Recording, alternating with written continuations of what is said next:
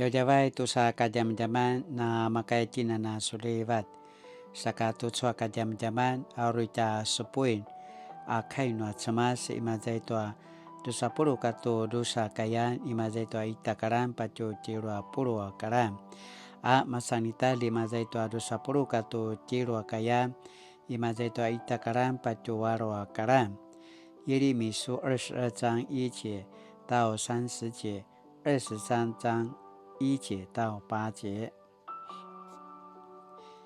耶利米给犹大王式的警告：上主吩咐我到犹大王宫去，告诉大卫王朝的君王、他的官员和耶路撒冷人民，说上主这样说：我上主命令你们执行公正的审判，伸张正义，从欺压者手中解救被压迫的人。你们不可虐待或压迫外侨、孤儿和寡妇，也不可在这地方流无辜者的血。如果你们遵守我的命令，大卫的后代就会继续做王，他们以及他们的官员和人民都可乘车骑马，经过这些城门进入王宫。如果你们不服从我的命令，我对你们发誓，这宫殿将成为废墟。我上主这样宣布了。在我眼中，犹大王室的宫殿像基列，又像黎巴嫩山那么壮丽，但是我要使它荒废，没有人居住。我要派人摧毁它，他们都要带来斧头，砍断那些美丽的香柏柱子，扔进火里。后来许多外国人要经过这地方，彼此询问上主为什么这样对付这大城，然后他们又自己回答，因为这城的人违背了上主他们的上帝与他们立的约，去膜拜服侍别的神。关于约哈斯，犹大人啊，不要为已故的王哭泣，不要为他哀悼，要为他的儿子约哈斯哭泣。他被掳了，永远不能回来，不能再看见自己的故土。关于继承他父亲的西亚做犹大王的约哈斯，上主这样说：他被掳离开这里，永远不能回来。他要死在流亡的地方，不能再看见这土地。关于约雅敬，惨了，这个人有祸了。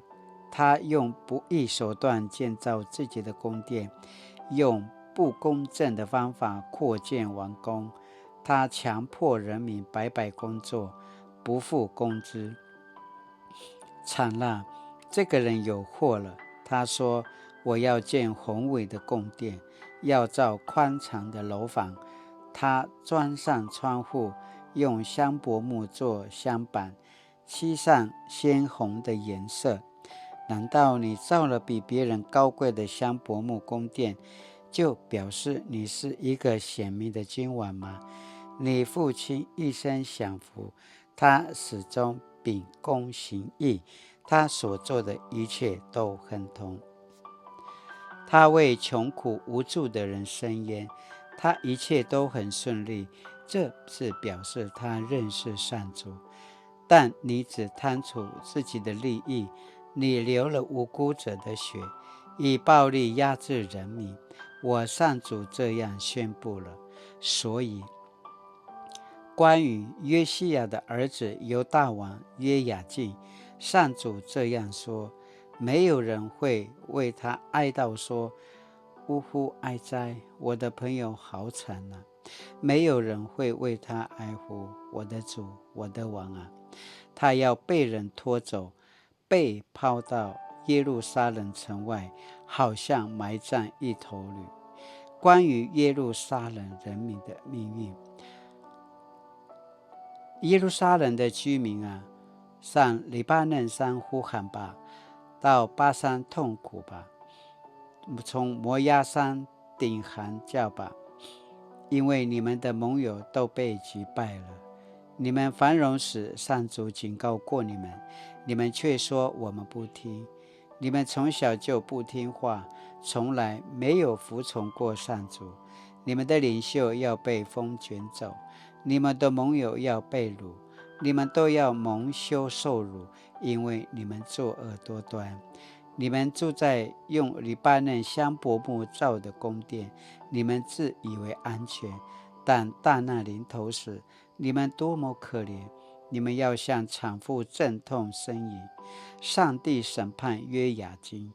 上主对犹大王约雅敬的儿子约雅斤说：我永生的上帝发誓，即使你是我右手所戴的印章戒指，我也要把你摘除，交给你所畏惧要杀害你的人。我要把你交给巴比伦王尼布甲尼撒和他的军队。我要把你的母亲放逐国外，到那不是你们出生的地方去，你们要死在那里。你们渴望回来，但是永远不能回来。我说约雅斤不是像一只破碎没人要的瓶子吗？否则为什么他和他的儿女都被丢去，流放到异乡去呢？大地呀，大地呀，大地呀，要听上主的话。他说，这人注定要丧失儿女，成为一事无成的人。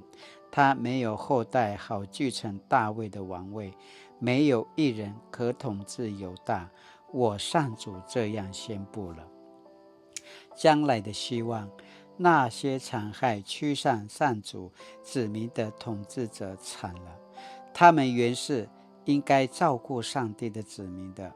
关于这些统治者，上主以色列的上帝这样说：你们没有照顾我的子民，反而驱散他们。瞧吧，我要因你们邪恶的行为惩罚你们。我要从我放逐他们去的各国把残存的子民召集回来，带他们归回故土。他们会多子多孙，人口繁盛。我要派领袖照顾他们，我的子民不再惊慌恐惧，我不再惩罚他们。我上主这样宣布了。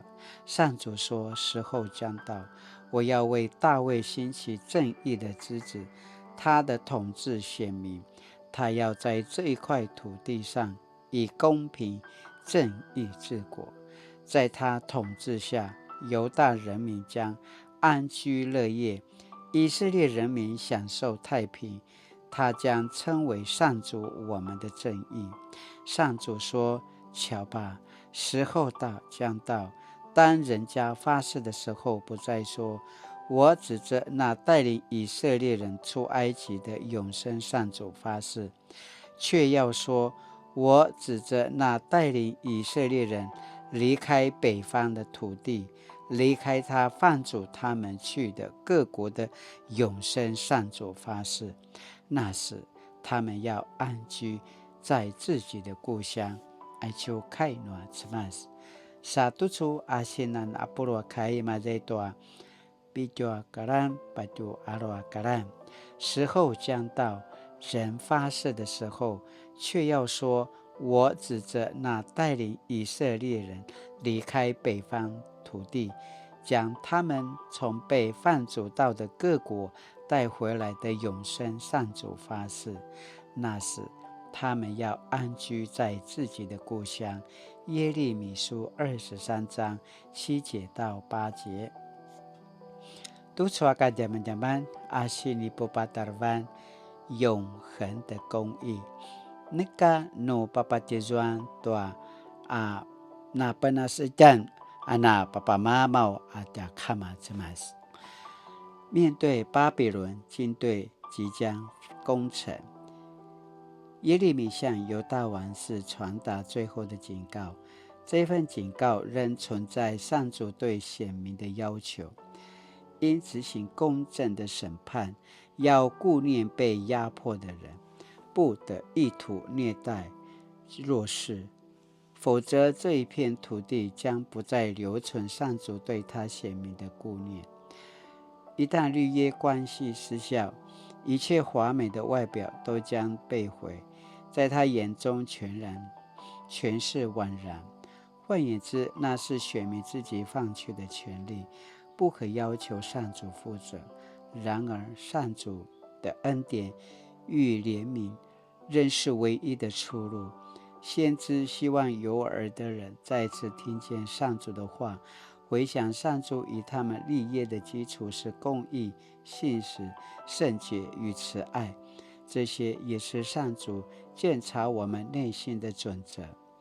耶利米宣告上主的话，略举犹大各君王的命运，因他们没有信靠上主，反而以墙头草式外交讨好邻居强权，不仅没有带来任何利益，反倒自取灭亡。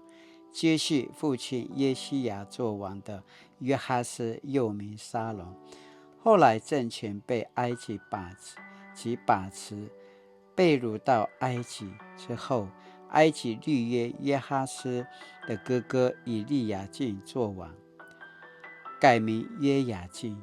约雅敬对内施暴政，对外背叛巴比伦，甚至残杀说预言的乌利亚。参阅耶利米书26章20到24节。接任约雅敬的是他儿子约雅敬，又名哥尼亚。因约雅敬曾背叛巴比伦，因此主前597年巴比伦攻破犹大后，掳走约雅敬，这便是犹大国将要面临的终局，也是令耶利米痛心的亲身经历。先知撒母耳临终前对以色列人发出禁言：你们若敬畏上主你们的上帝，侍奉他，听从他，遵守他的诫命，你们和你们的王若对他忠诚，你们就会平安无事。但是你们若不听从上主，不遵守他的诫命，他就要敌对你们和你们的王。撒母耳记上12章14节到15节。犹大国的崛起，君王当然责无旁贷，但守护社会正义更是所有人民共同的信仰责任。没有人是局外人，那些曾因不公义的审判而受伤害的人，上主从来没有忘记他们。虽然上主的选民将成为他国的奴隶，但上主让2次被奴役的经验连结，让不同时空的选民都体认到上主的拯救不是八股的历史，他是真正带领人走出困境的神，要使人继续撰写成圣的故事。上主并将为他们兴起一位玄经，使人民安居乐业，享受太平。那位王将称为上主我们的正义。耶利米书33章16节。在这场必然来到的审判中，无论个人的终局如何，都会共同经历上主为公义发出的愤慨。盼望我们也能经历上主的带领，依靠上主勇敢活出他所许愿的样式，持守公义，因为直到今日，上主仍在拯救。